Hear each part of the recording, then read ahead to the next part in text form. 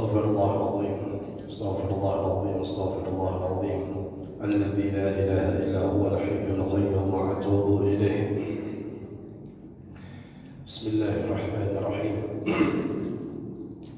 الفاتحة بالقبول وتنازل رسول المقبول وصلاح الشيء طاهرا وباطنا في الدين والدنيا والآخرة، دافعة كل شر جالبة كل خير لنا ولوالدينا ولأولادنا ولمشايخنا ولمعلمينا ولأستاذنا ولجميع المسلمين والمسلمات والمؤمنين والمؤمنات، خصوصا إلى المصنف الحبيب عبد الله بن علوي الحمدان والابن أحمد بن زين الحبشي وصاحب هذه البلدة الحبيب الشريف حامد بن أحمد الصداق والعالم الحبيب محسن بن علي الحندوان، وجدي الحبيب حامد بن محمد بعبود والحبيب حامد بن حسين بعبود والحبيب حامد بن عباس بهاشم، والعلامة الحبيب عمر بن محمد بن سالم بن حافظ بن الشيخ بن بكر بن سالم، وشيخي ومربي روحي الحبيب حيدر بن محسن بن عامر الحندوان، وأهلنا وأصلافنا ورجالنا وشيوخنا وآباؤنا صالحون، وأن الله يدخل نياتنا في نياتهم وأعمالنا في أعمالهم وأخلاقنا في أخلاقهم على هذه النية، وكل نية صالحة في لطف وعافية من خيرات الدنيا والآخرة، وإلى حضرة النبي محمد صلى الله عليه وسلم. الفاتحة. أعوذ بالله من الشيطان الرجيم. بسم الله الرحمن الرحيم. الحمد لله رب العالمين الرحمن الرحيم مالك يوم الدين، إياك نعبد وإياك نستعين، اهدنا الصراط المستقيم صراط الذين أنعمت عليهم غير المغضوب عليهم ولا الضالين آمين. بسم الله الرحمن الرحيم. السلام عليكم ورحمة الله وبركاته. الحمد لله والصلاة والسلام على رسول الله سيدنا ومولانا محمد بن عبد الله وعلى آله وصحبه ومن والاه. أما بعد، نوينا التعلم والتعليم والتذكر والتذكير والنفع والانتفاع والإفادة والاستفادة والحث على التمسك بكتاب الله وسنة رسوله والدعاء إلى الهدى والضلالة على الخير ابتغاء وجه الله ومرضته وقربه وثوابه من الله تعالى. آمين يا رب العالمين. أيها المحترمون حاضرين حاضرات muslimin wal muslimat jamaah salat maghrib yang dirahmati oleh Allah. Alhamdulillah, segala puji bagi Allah Subhanahu wa taala yang mana kembali di dalam kesempatan yang mulia ini bersama-sama mengumpulkan kita di dalam sebuah tempat untuk kita bisa bersama-sama mengkaji, mempelajari daripada ilmu warisan dari Nabi sallallahu alaihi wasallam dengan tujuan dan harapan bisa memperbaiki diri kita dan juga bisa menjadikan kita sebagai hamba yang bisa taat selalu kepada Allah Subhanahu wa taala. Dan semoga Allah Subhanahu wa taala memberikan kemudahan kepada kita, pemahaman kepada kita, dan diberikan kekuatan untuk bisa mengamalkan dari setiap ilmu yang telah kita dapatkan. Amin ya rabbal alamin. Ayyuhal muhtaramun hadirin hadirat muslimin wal muslimat jamaah salat maghrib yang dirahmati oleh Allah. Kemudian Al-Imam Al-Haddad membahas bab selanjutnya adalah tawadhu, yaitu bersikap rendah hati, rendah diri. Maka hendaklah kita selalu bersikap tawadhu atau rendah hati atau rendah diri tadi, sebab dengan tawadhu itu adalah termasuk akhlak daripada orang-orang yang beriman. Dikatakan apa sih maksud daripada tawadhu? Apakah merendah diri itu maksudnya harus berbah sehingga rendah dirinya? Tidak. Tetapi dikatakan at-tawadhu huwa izharul dhull liman yuradu ta'zimuhu. Tawadhu itu adalah menampakkan izharul dhulli liman yuradu ta'zimuhu, menampakkan kerendahan diri kepada orang yang ingin diagungkan, orang yang diagungkan, ya orang yang ingin kita muliakan. Tidak mesti orang tersebut harus orang yang mulia. Wakilah dan ada juga dikatakan maksud daripada tawadhu huwa ta'zimu man fawqahu li fadlih, yaitu mengagungkan orang yang lebih tinggi darinya dikarenakan keutamaannya. Kemudian dikatakan oleh Ibnu Athaillah As-Sakandari, beliau mengatakan at-tawadhu qubulul haqq min kulli man qala. Tawadhu itu sikap rendah diri, sikap rendah hati itu adalah menerima kebenaran dari min kulli man qala, dari siapapun yang berkata, dari siapapun yang mengatakannya. Kemudian hal senada diperkuat oleh pendapat daripada Al-Imam Fudail bin Iyad. Kata Al-Imam Fudail bin Iyad, di saat hina su'ila anit tawadhu, di saat Imam Fudail bin Iyad ini ditanya tentang apa itu tawadhu, maksud dari rendah hati itu seperti apa, maka kata Al-Imam Fudail bin Iyad, an takhda'u lil haqqi wa tanqada lahu walau sami'tahu min sabiyyin qabiltahu walau sami'tahu min ajhalin nas qabiltahu.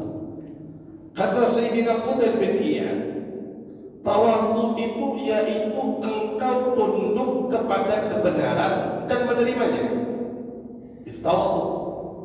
Nah, kita kadang-kala dengan sikap egonya kita sudah salah tapi takut malu karena merasa diri punya kemuliaan, merasa diri punya keutamaan, merasa diri lebih daripada orang, sehingga di saat terjadi satu kesalahan baik dalam sisi perkataan atau dalam sisi perbuatan, kita kadang-kala enggan menerima kebenaran dari orang.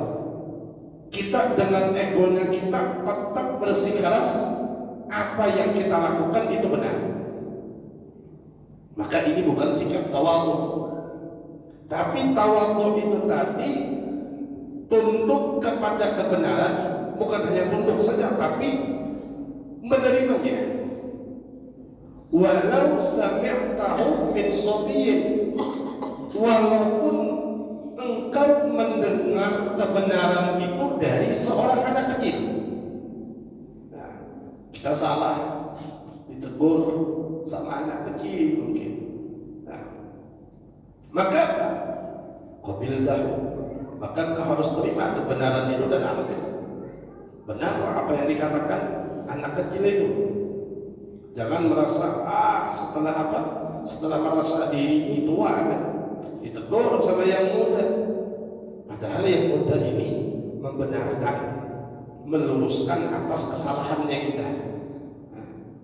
Kadang-kala orang yang tidak punya sikap tawadhu itu, dia malah mengatakan kami itu masih kecil, masih muda, nggak ngerti, nggak tahu urusannya, lebih baik diam. Kita kadang-kadang seperti itu dengan egonya kita. Walau sami'tahu min ajhalin nas qabiltahu, Dan walaupun juga engkau mendengarnya itu min ajhalin nas, dari orang yang paling bodoh. Orang yang paling bodoh, tapi dia di saat kita melakukan kesalahan kemudian, atau tidak salah tapi kurang tepat, kemudian ada yang manusia paling bodoh dianggap sudah, kemudian dia menyampaikan sesuatu tersebut yang disampaikan adalah kebenaran dan sangat tepat. Maka hendaklah kalau orang yang tawadhu, apabila tahu dia akan mengambilnya. Jangan memandang ini orang bodoh, ngapain kita ambil? Kadang-kadang malah diprovokasi. Udah pakai pendapat ini saja, ini lebih tepat. Kadang-kadang seperti itu. Maka dikatakan bahwasanya tawadhu itu seperti itu. Ya. Dan Sayyidina Abdullah bin Mubarak, ya, kata Sayyidina Abdullah bin Mubarak, sikap tawadhu itu dikatakan raqsut tawadhu'i an tada'a nafsaka inda man dunaka fi ni'matid dunya hatta tu'limahu annahu laysa laka bidunyaka alaihi fadlun. Pokok daripada tawadhu atau akar daripada tawadhu itu adalah engkau merendahkan dirimu. Antada'a nafsaka, merendahkan dirimu, inda mandunaka, yaitu di hadapan orang-orang yang berada di bawahmu. Dalam apa? Fi nikmatid dunya, dalam urusan dunia. Kita orang yang punya ketemu dengan orang yang ekonominya di bawah kita, maka kita merendahkan diri seakan-akan dia ini adalah orang yang lebih punya dibanding kita. Itu sikap tawadhu. Nah, kalau kita kan beda biasanya, merasa diri memang orang yang berada, ya, dibanding dengan dia orang yang tidak berada, kita malah menunjukkan diri, menunjukkan orang yang paling berada. Hatta tu'limahu, ya, sehingga engkau tu'limahu, mengajarkan, bermakna memperlihatkan, menunjukkan kepada orang itu tadi, annahu laisa laka bidunyaka alaihi fadlun, ya, bahwa engkau tidak memiliki kelebihan atas dirinya karena dunia yang memiliki. Tidak menunjukkan kelebihan dunianya terhadap orang itu. Maka itu sikap tawadhu. Wa an tarfa'a nafsaka, dan engkau memuliakan dirimu, amman huwa fawqaka fid dunya, dan engkau memuliakan dirimu, meninggikan dirimu, ya, dari orang yang berada di atasmu dalam urusan dunia. Nah, kita kembali di saat ada orang lebih kaya dari kita, kita malah menunduk, merendah, ya, seakan-akan kadang-kadang, mohon maaf, kadang-kadang seakan menunjukkan kefakiran kita di hadapan orang yang kaya dalam urusan dunia ini, bukan dalam urusan akhirat, dalam bab dunia.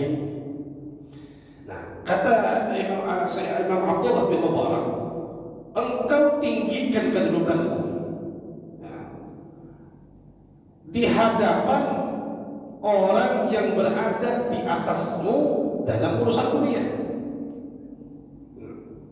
hatta sehingga tu'limahu, engkau menunjukkan, engkau memperlihatkan kepadanya, annahu sesungguhnya laisa lahu bidunyahu alaika fadlun, bahwa kelebihan dunianya tidak menjadikannya lebih mulia daripada engkau. Seperti itu. Itu sikap tawadhu. Kata Sayyidina Abdullah bin Mubarak, ada orang kaya ketemu sama, tunjukkan bahwasanya kita juga lebih kaya dari dia. walaupun pada kedudukannya, pada zahirnya ini memang lebih kaya. Tapi jangan bersikap kita merendah kepada orang kaya. Tunjukkan sikap kita adalah orang yang tidak menjadikan dia itu mulia dengan sebab hartanya dia. Itu dikatakan seperti itu. Kita kan ibaratnya terbalik, sama orang kaya kita malah merendah. Ya Allah, ini perlu begini, saya perlu ada begini. Ini menunjukkan diri kita tawadhu bukan pada tempatnya. Nah, itu sikap tawadhu seperti itu. Dan di dalam Al-Quran Allah memerintahkan kepada Rasul sallallahu alaihi wasallam, wahfidh janahaka, rendahkanlah hatimu wahai Muhammad, liman ittaba'aka, terhadap orang-orang yang mengikuti engkau. Siapa? Minal mu'minin, di hadapan orang-orang beriman. Artinya di hadapan orang beriman ya kita dalam urusan bab akhirat ya kita merendah. Kalau tadi bab dunia, di bab akhirat ketemu sama orang yang tua, walaupun mohon maaf kita sangka dia adalah orang yang banyak amal ibadahnya, sehingga kita yang muda seakan-akan jauh di bawah dengan dia kedudukannya. Ketemu dengan orang yang muda, kita anggap dia orang yang sedikit dosanya, kita lebih banyak dosanya. Nah, ini merendah. At-tawadhu' min abrazi sifatil anbiya wal mursalin. Tawadhu' ini adalah termasuk sifat abraz yang paling menonjol, yang dimiliki oleh para anbiya dan para utusan Allah Subhanahu wa ta'ala. Sikap tawadhu' ini. Faqad kana an-nabiy sallallahu alaihi wasallam ashadda an-nasi tawaddu'an ma'a khuluwi mansibihi. Nabi sallallahu alaihi wasallam, maka sebenarnya Nabi sallallahu alaihi wasallam itu adalah ashadda an-nas tawaddu'an. Nabi kita Muhammad itu manusia yang paling tawadhu. Ya. Meskipun ma'ah bersama Nabi itu uluwin mansibihi, kedudukan beliau itu sangat tinggi karena beliau adalah khatamul anbiya wal mursalin, dan beliau ini adalah Abdul Makhluk. Ya. Paling utamanya para nabi, paling utamanya para rasul. Bahkan kemuliaan umat dengan sebab kemuliaan Nabi Muhammad. Nabi Muhammad itu orang yang paling tawadhu, paling yang merendahkan diri, sebagaimana diceritakan oleh Ibnu Amir, Abdullah bin Amir, dikatakan ra'aitu Nabi sallallahu alaihi wasallam yarmil jamrata ala naqatin syahba'a. Kata beliau, aku melihat Nabi sallallahu alaihi wasallam di waktu melempar jumrah, musim haji melempar jumrah. Dan Nabi sallallahu alaihi wasallam berada di atas unta yang berwarna kelabu. La tarda wala tarda wala ilaika wa kana yarkabul himara muqafan alaihi qatifatun wa kana ma'a dhalika yastardifu. Maka dikatakan oleh Sayyidina Abdullah bin Amir atau dikatakan Ibnu Amir, Rasulullah itu di saat melempar jumrah, beliau berada di zaman dulu lah. Kalau sekarang kan tidak boleh ada kendaraan, sekarang jalan kaki aja orang melempar jumrah itu. Di zaman Nabi, zaman masih para Nabi dan para sahabat, tapi zaman para sahabat pun, sahabat aja dalam sebuah riwayat disebutkan jumlah seluruh sahabat itu sebanyak 124.000. Ya memang belum sampai juta, 124 ribu. Ya, kita anggap aja separuhnya mungkin dalam proses haji pelaksanaan itu. Ya, berarti dari 124 ribu berarti kurang lebih 62 ribu. 62 ribu orang yang melaksanakan haji itu padat, penuh. Ya. Nah, di saat Nabi mau melempar jumrah ini, beliau berada di atas untanya tadi. Maka la daraba tanpa mengukur, wala qarada tanpa menghardik orang-orang, wala ilaika serta tidak mengatakan minggir, aku mau lewat, Rasulullah mau lewat. Kalau sekarang kan beda. Apalagi pejabat, minggir, pejabat. Sekarang minggir.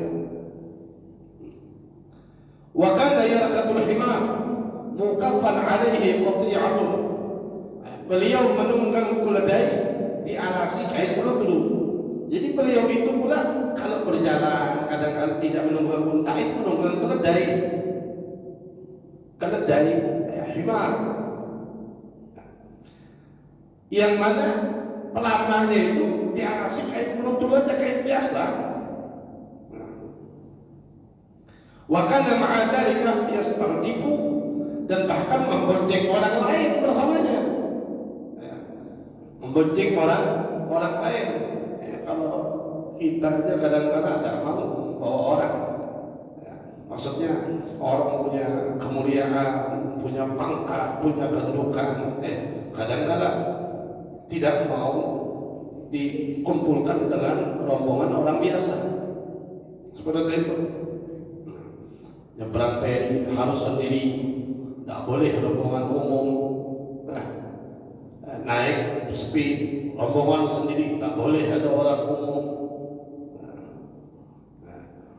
Wa kana ya'udul maridha wa yattabi'ul janazata wa yujibu da'watal mamluk wa yakhsifun na'la wa yarqa'u thawba wa kana yasna'u fi baitihi ma'a ahlihi fi hajatihim.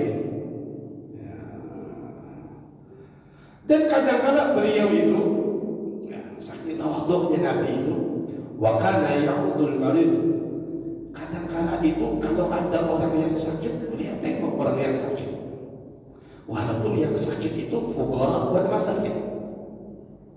Kalau kita kan, kalau yang sakit orang kaya cepat, tapi kalau orang yang sakit itu dibiarkanlah. Wa yattabi'ul janazah, beliau mengiringi jenazah, takziah kepada orang-orang yang meninggal, ya, bahkan menyolatkan mereka. Nah, ini kadang-kadang ya tadi, kalau sudah orang yang mati orang kaya rame, payahnya amplopnya gede. Tapi kalau sudah orang yang meninggal orang biasa, sepi. Kadang-kadang begitu. Wa yujibu da'watan mamluk, dan memenuhi undangan seorang budak. Nah, ini dulu pernah satu ketika, kalau tidak khilaf, Sayyidina Hasan ibn Ali bin Abi Thalib lagi di atas tunggangannya. Satu ketika lewat, dipanggil sama para pengemis, dan mereka pada saat itu lagi sedang makan di emperan jalan. Dipanggil, maka Sayyidina Hasan turun. Kemudian Sayyidina Hasan mengatakan, apakah masih ada sesuatu yang bisa aku makan bersama kalian? Nah, ini Sayyidina Hasan. Maka disuguhkan sama mereka para pengemis tadi. Maka Sayyidina Hasan pun duduk ikut makan bersama mereka para pengemis dengan makanan mereka. Ya, kalau kita sudah punya jabatan begitu, kadang-kadang duduk sama mereka itu nggak mau. Wa yakhsifun na'la, dan beliau itu kadang-kadang menjahit sendalnya, sol. Jadi sendal Nabi zaman dulu kan, kalau kita zaman sekarang sendal putus kadang-kadang beli aja yang baru. Zaman Nabi kadang-kadang Nabi ngejahit sendalnya sendiri. Wa yarqa'u thawba, dan juga bisa menambal baju Nabi itu pakai tambelan. Ini Nabi sallallahu alaihi wasallam. Wa kana yasna'u fi baitihi, dan membantu di dalam wa kana yasna'u fi baitihi ma ahli bi hadatihim, dan membantu keluarganya di rumah untuk hajat mereka. Kita kadang-kadang, mohon maaf ya, kalau kita sebagai suami sekali-sekali bolehlah ngebantu pekerjaan istri, ngebantu pekerjaan siapa yang ada di rumah. Ini namanya rumah kita. Istri nggak kuat ngangkat cucian, boleh dibantu. Tapi bukan menjadikan diri kita sebagai pembantu di hadapan istri. Membantu mereka dalam keperluan hajat mereka. Sekali-sekali boleh. Sayyidina Ali bin Abi Thalib nyapu di rumah. Ini kadang-kala kita sebagai laki-laki kadang-kala egois. Saya kepala rumah tangga, istri dijadiin budak. Akhirnya segala sesuatu istri yang harus kerjakan, segala sesuatu istri yang, artinya kalau kita masih mampu dan mengerjakan, alangkah lebih baiknya pekerjaan itu kita yang kerjakan. Wa utiya ila Nabi sallallahu alaihi wasallam, dan kata Ibnu Amir, pernah satu ketika ada seseorang, wa utiya ila Nabi sallallahu alaihi wasallam birajulin fa'u'idat min haibatihi alaihi salam. Pernah ada datang seorang laki-laki itu datang kepada Nabi. Di saat orang itu berhadapan dengan Nabi sallallahu alaihi wasallam, maka fa'u'idat, orang itu gemetar. Kenapa kok gemetar? Min haibatihi alaihi salam, karena memandang kewibawaan Nabi sallallahu alaihi wasallam. Orang berwibawa. Kita kadang-kadang ini, mohon maaf, saya beberapa kali ngelihat dalam sisi pemerintahan, orang yang di perangkat desa ketemu dengan gubernur begini, iya pak, menundukkan. Padahal yang datang cuma gubernur. Dia sedikit pun orang perangkat desa ini nggak berani mengangkat kepala atau ini nggak berani. Kenapa? Katanya memandang memandang kewibawaan itu gubernur, bukan sekata waktu. Nah, Nabi SAW di saat orang datang gemetar karena seakan-akan melihat haibah, kewibawaan yang dimiliki oleh Nabi Muhammad, maka faqala lahu, Nabi Muhammad mengatakan, hawwin alaik, tenangkan dirimu. Kenapa kau bergetar? Ditenangkan orang tadi. Kalau gubernur nggak mungkin ngomong, kenapa kamu tunduk? Baik, lawan pian hormat misalnya. Nggak usah begitu misalnya, nggak mungkin begitu. Malah kalau perlu perangkat desa duduknya di bawah, gubernurnya aja yang di atas, atau pimpinannya aja yang di atas, kan begitu. Ini Nabi SAW, ya, tenangkan dirimu, kata Nabi, jangan gemetar begitu. Falastu bimalikin, tenangkan dirimu, aku ini bukan seorang raja, kata Nabi. Innama ana ibnu imra'atin min Quraisyin ta'kulul qadid. Aku ini bukan seorang raja, aku ini hanyalah anak seorang wanita Quraisy yang makan daging kering. Daging kering artinya bahasanya itu bukan yang istimewa. Kenapa kau sampai gemetar? Padahal ya kalau kita bicara kemuliaan Nabi tadi luar biasa. Kemuliaan Nabi SAW, pangkat Nabi, kemuliaan Nabi, kedudukan Nabi nggak ada bandingannya. Tapi bagaimana Nabi SAW, maka disebutkan tadi asyadun nas tawadhu'an, paling tawadhu'nya manusia itu Nabi SAW. Nah pernah ini pemimpin, ya, Di sikap dalam kisah ini kita ambil kisah. Ya, satu ketika dikatakan balagha Harun ar-Rasyid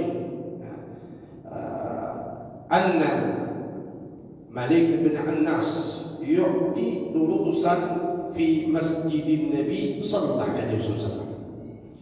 Telah sampai sebuah berita terhadap kepada Harun ar-Rasyid. Harun ar-Rasyid ini adalah seorang pemimpin di zaman itu, di zamannya Imam Malik bin Anas. Imam Malik bin Anas adalah guru daripada Imam Syafi'i Muhammad bin Idris. Jadi Imam Malik bin Anas ini di saat beliau yu'ti durusan, yaitu sedang memberikan pelajaran di mana? Fi Masjidin Nabi, di Masjid Nabawi di Madinah berarti. Ya. Maka terdengar kabar oleh pimpinan bahwasanya Imam Malik bin Anas sedang berada di Madinah dan lagi mengajar di Masjid Nabawi. Mendengar itu, maka Harun ar-Rasyid faba'atha ila Imam Malik, mengirim utusan, atau dari kita surat tapi utusan bukan surat, mengirim utusan. Nah, apa jadi kita ajudan bahasa kita nih? Ngirim ajudan. Bilang ke Imam Malik, kau datang ke Imam Malik dan katakan kepada Imam Malik bin Anas, innana nazalna fi dhahiyatin min dawahil Madinah, fata'ala ila qasrina nastami' ilaik. Kata Harun ar-Rasyid sebagai pimpinan lah ya, kalau dikatakan khalifah kita bukan ya khalifah pada saat itu pimpinan. Maka Harun ar-Rasyid ini mengirim pesan, mengirim utusan tadi. Katakan kepada Imam Malik, sesungguhnya kami nazalna fi dhahiyatin min dhawahil Madinah, yaitu kami sedang berada di salah satu daerah pinggiran Madinah. Kami ada di Madinah juga. Fata'ala, maka kemarilah ila qasrina, datanglah kemari. Kemana? Ke istana kami, ke rumah jabatan kami, ke kantor kami. Nastami' ilaik, agar kami dapat mendengarkan ilmu yang kau sampaikan. Pada saat itu Imam Malik ngajar di Masjid Nabawi karena nanti ulama besar. Setelah sampai itu utusan, faradda Imam Malik ala Harun ar-Rasyid wa qala lahu al-ilmu la ya'ti innama yu'ta ilaih. Imam Malik menolak. Ayo bayangkan ditolak. Kalau kita sekarang presiden manggil, cepat. Apalagi dijamin kendaraannya segala macam, cepat. Farad dan Imam Malik, maka ditolak oleh Imam Malik.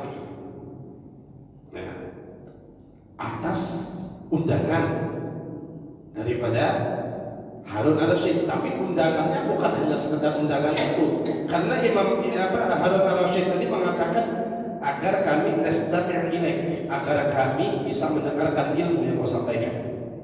Ulama disuruh datang ke kantor, ulama disuruh menghadap. Imam Malik, ini bukan sikap sombong. Tapi bagaimana Imam Malik menjawab? Al-ilmu la ya'ti, ilmu itu tidak mendatangi kepada engkau.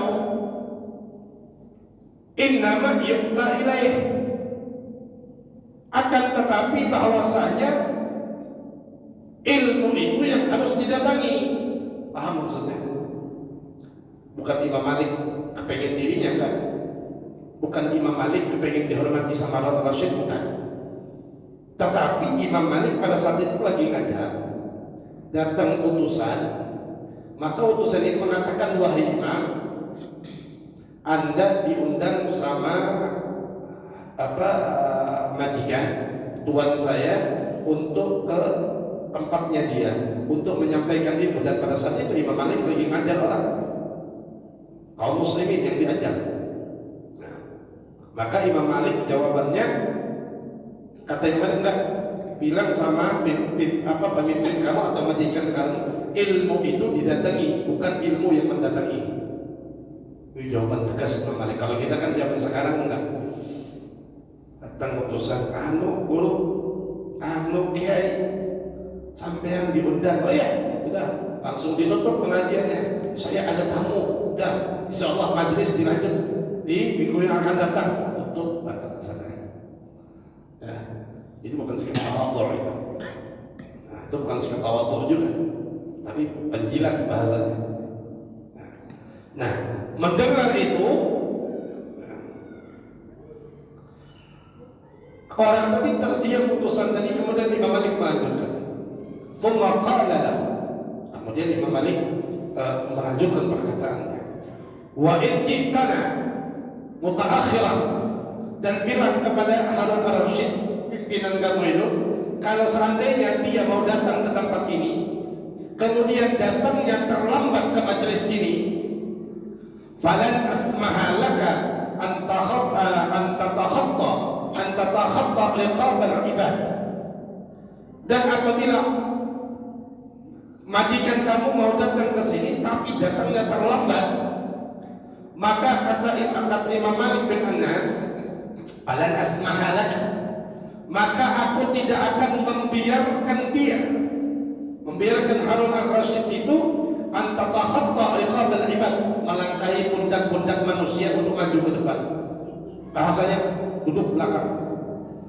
Coba bayangkan, berani begitu Imam Malik bin Anas. Maka bulik orang tadi ngomong sama Harun ar-Rasyid, Pak, Imam Malik bilang dia menolak undangan Anda dan menyampaikan ilmu itu, kalau Anda mau mendengarkan ilmu, Anda yang datang, bukan ilmu yang mendatangi Anda, tapi Anda yang datang ke majelisnya Imam Malik. Dan Imam Malik berpesan, kalau seandainya Anda juga hadir di majelisnya Imam Malik, kemudian datangnya terlambat, maka Anda dilarang oleh Imam Malik untuk melangkahi pundak-pundak orang-orang yang sudah berada di majelis itu agar bisa berada di depan, di samping Imam Malik. Gak usah, kata Imam Malik, duduk belakang sana. Ini hebatnya Imam Malik, tegas begitu. Maka apa yang terjadi? Mendengar begitu, ini Harun ar-Rasyid juga bukan berarti seorang pemimpin yang jelek, enggak.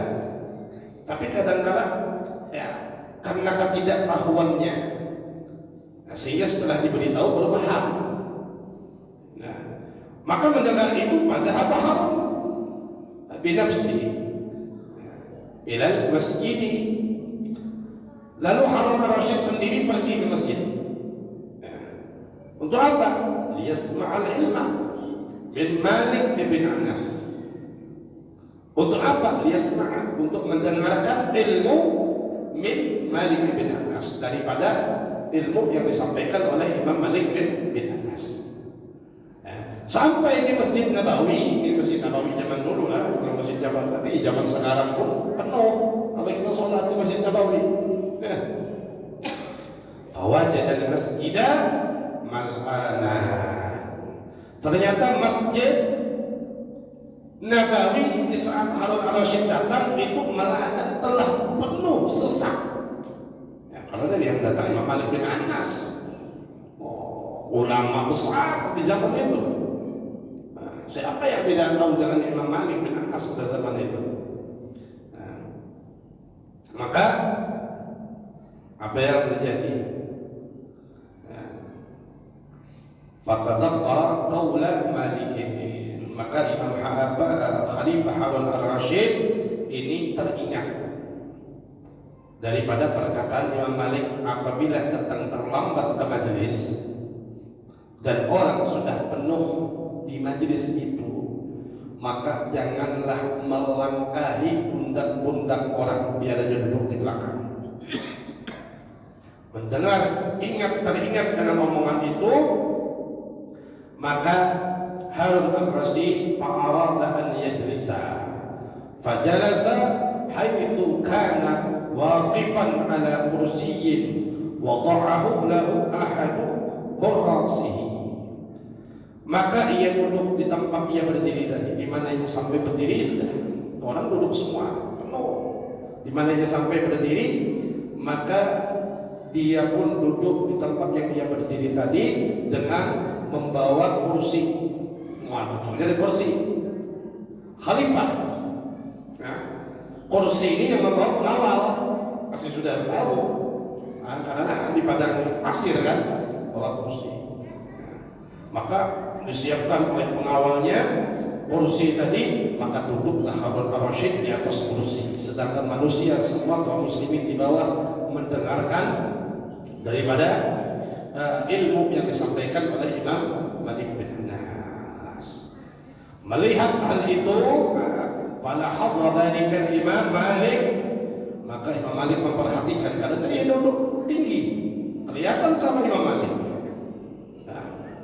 Maka falam yarud lahu dzalika, maka hal itu menyebabkan Imam Malik tidak senang terhadap apa yang diperbuat oleh Harun al-Rasyid.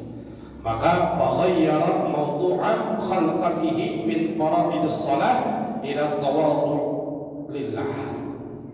Maka Imam Malik merubah pembahasan yang awalnya halaqahnya min faraidis shalah, yaitu berkenaan hukum-hukum salat. Ya, pembahasan Imam Malik pada hukum fikih, masalah salat, masalah segala macam rukun salat, pembahasannya. Akhirnya beliau rubah ila tawadhu' ila Allah. Ya. Kemudian pembahasan lari kepada masalah tawadhu' kepada Allah Subhanahu wa taala.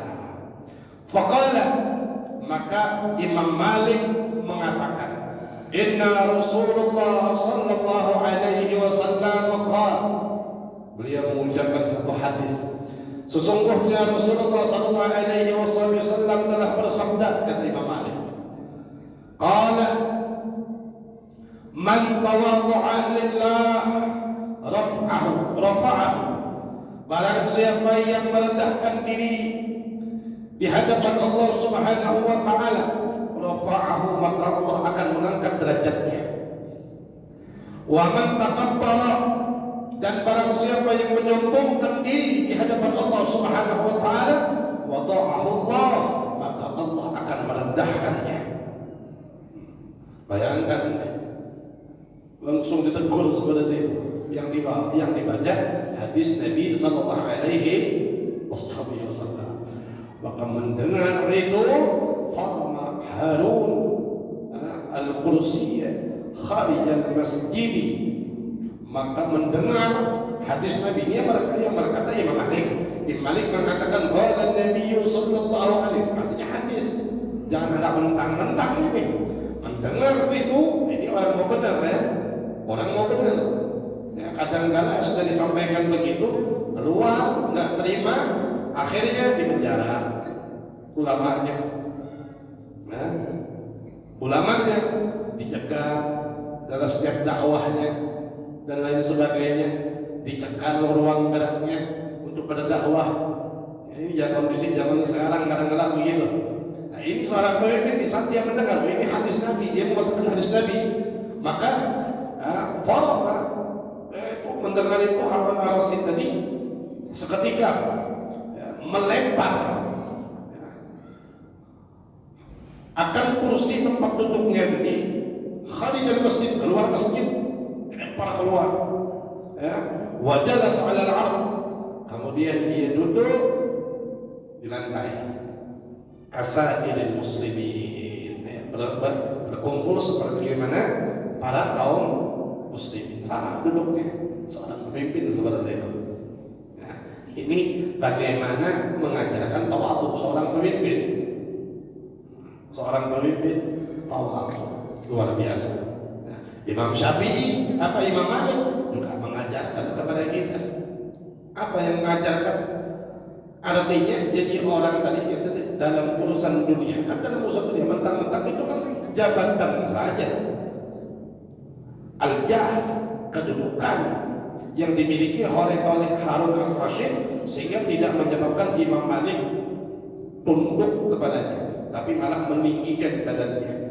Bahasanya seperti itu dalam urusan dunia tadi, kepada orang yang lebih tinggi, kan seakan-akan apa yang ada pada dirinya tidak menjadikan dia lebih mulia, menjadi lebih utama. Imam Malik menunjukkan sikap seperti itu tadi dengan apa? Menolak, tolak. Bahkan disuruh kalau mau ilmu datang ke sini, karena yang tujuannya mengundang tadi untuk mendengarkan ilmu. Kalau mungkin seandainya pemimpinnya Harun al-Rashid ini mengatakan panggil Imam Malik, ada urusan, ada yang mau ditanyakan tentang urusan kenegaraan, mungkin Imam Malik secepatnya datang.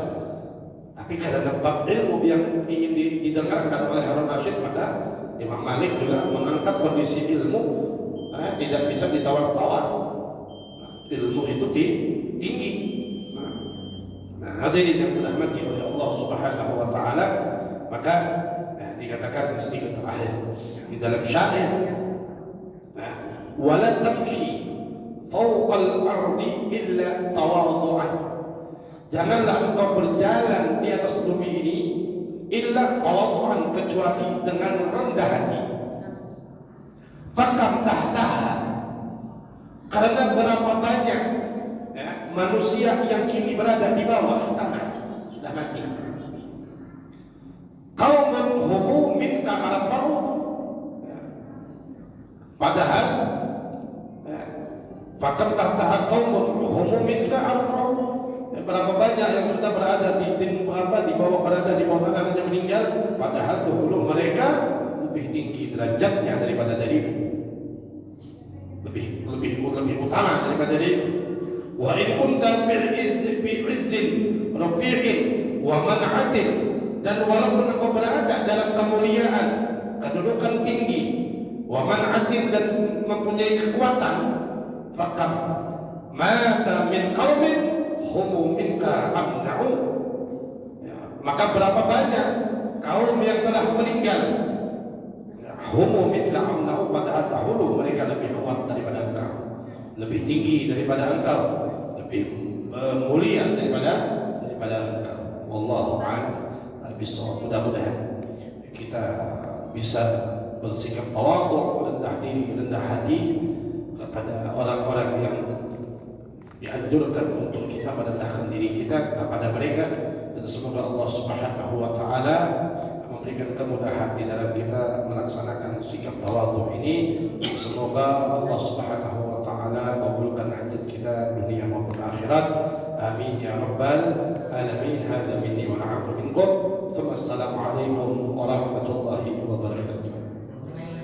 Sayyidil Fatihah.